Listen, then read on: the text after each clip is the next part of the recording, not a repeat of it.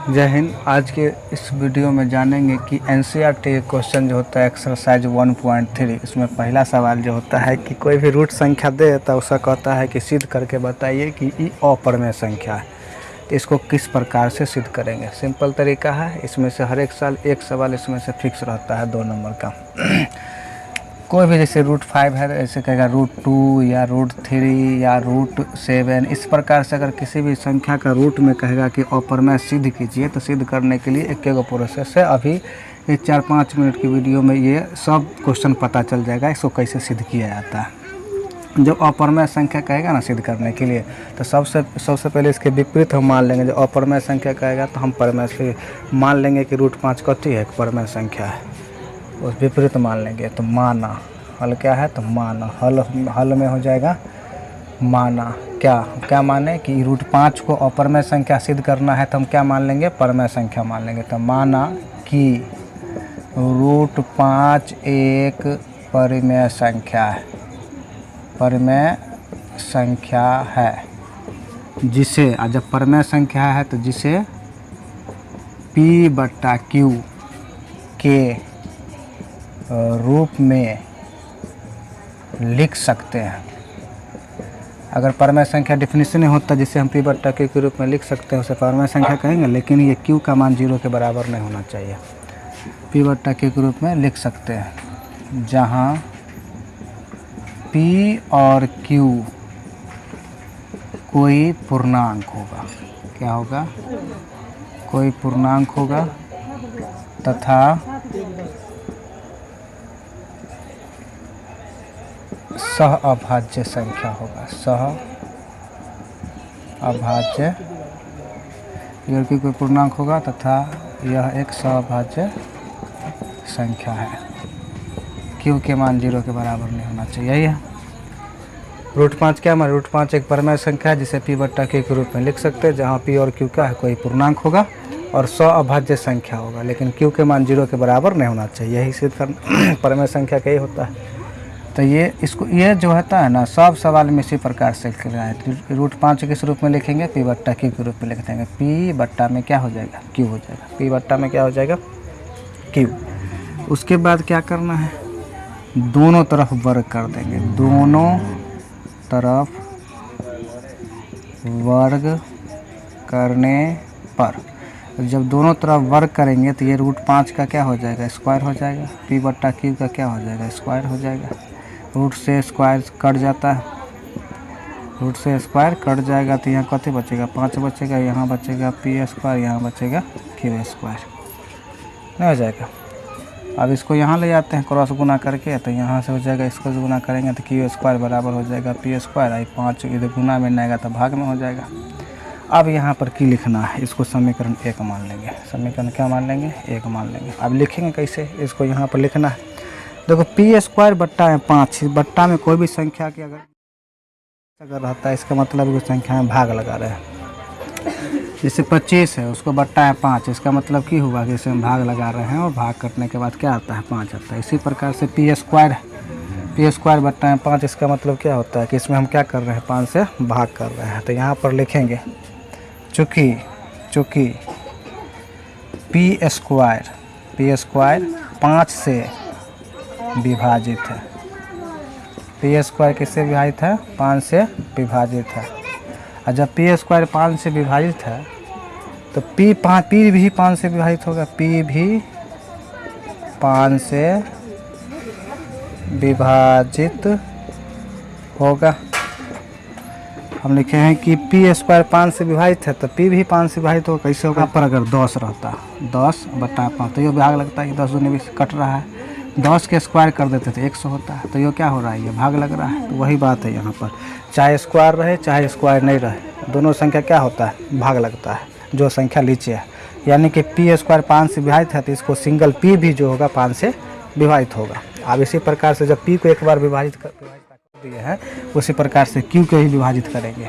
Q को विभाजित करने के लिए क्या करेंगे, P² कुछ मान लेंगे। अब क्या करना है, अब P बराबर कुछ मान लेता है। अगर यहाँ पर √5 सिद्ध करना है ना तो 5 के रूप में मानेंगे।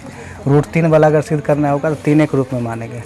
है ना। 7 वाला सिद्ध करना होगा, 7 के रूप में मानेंगे। तो P बराबर क्या मानेंगे 5, यहाँ पर कोई वैल्यू 5R मान लेते हैं। मान लिए क्या है P बराबर 5R।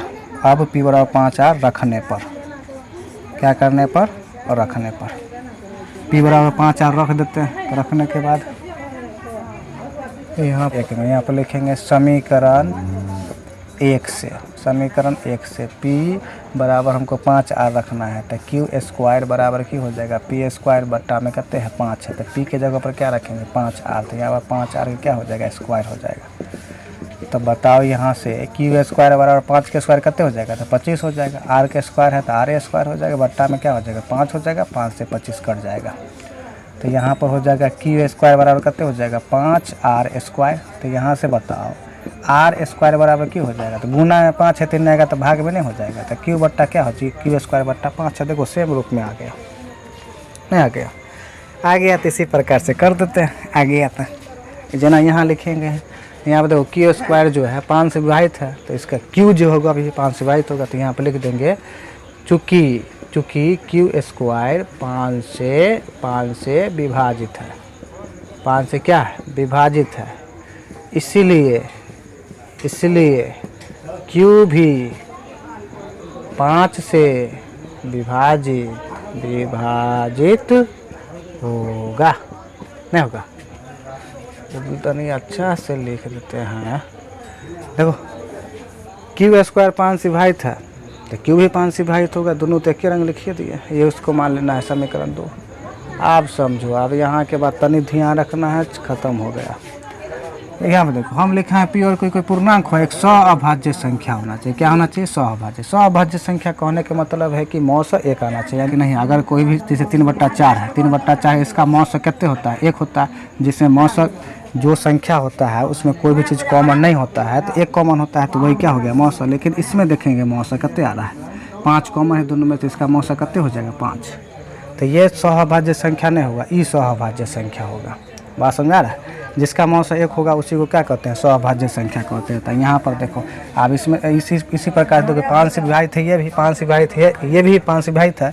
इसका मतलब ये जब 5 से विभाजित है, इसका मतलब ये सअभाज्य संख्या नहीं है। और 2 से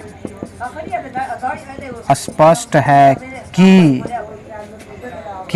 P और Q सअभाज्य संख्या नहीं है। P और Q सअभाज्य संख्या नहीं है। और जब P और Q सअभाज्य संख्या नहीं है, इसका मतलब परमेय संख्या नहीं होगा। क्या होगा परमेय संख्या नहीं होगा, क्या होगा तो अपरमेय संख्या होगा। P और Q क्या है सअभाज्य, P और Q सअभाज्य संख्या नहीं है। जब P और Q सअभाज्य संख्या नहीं है तो नहीं होता, तो हम जब माने तो गलती हो गया। अतः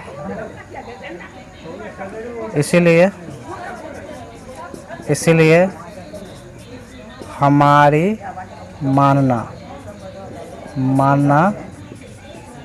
गलत साबित हुआ कि √5 एक क्या है परिमेय संख्या है। यही नहीं माने थे कि √5 एक परिमेय संख्या था, हमारी मानना गलत हो गया क्या कि √5 एक परिमेय संख्या। इसीलिए अतः √5 एक अपरिमेय संख्या है। यही प्रूव करना था। आप इसी प्रकार से √5 कहेगा, √3 कहेगा, √2 कहेगा, √7 कहेगा, 100 में इसी प्रकार से लिखना है। यही ई लाइन तो 100 में लिखना है। अगर √2 कहेगा तो यहाँ पर √2 कर देंगे, दोनों तरफ स्क्वायर कर देंगे, बट्टा में 2 आ जाएगा। फिर यहाँ पर क्या P बराबर 2R मान लेंगे, तो P बराबर 2R मान के समीकरण 1 में रख देंगे, वहाँ से हल करेंगे तो R स्क्वायर बराबर इतना आ जाएगा।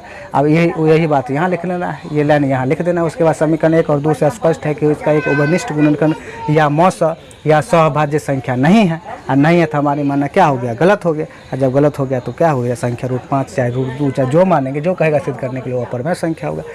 ये इस टाइप के एगो सवाल पूछता है और एक साल पूछता है, इसी प्रकार से बनाएंगे। अब बताना है, अभी तुम लोग प्रैक्टिस कर लेना कि क्वेश्चन नंबर जो क्वेश्चन दे रहे हैं √2 सिद्ध करना है कि √2 एक अपरमेय संख्या है। √5 हो गया तो √3 वाला को सिद्ध कर लेना है, एगो √7 वाला सिद्ध कर लेना है। 2 हो गया, 3 हो गया, 7 हो गया, 5 बताइए दिए। यही 4 को में से पूछ देता है। बाकी जो दूसरा तीसरा सवाल 1.3 का वो अगले एक वीडियो में हम और बता देंगे। आज के लिए इतना ही।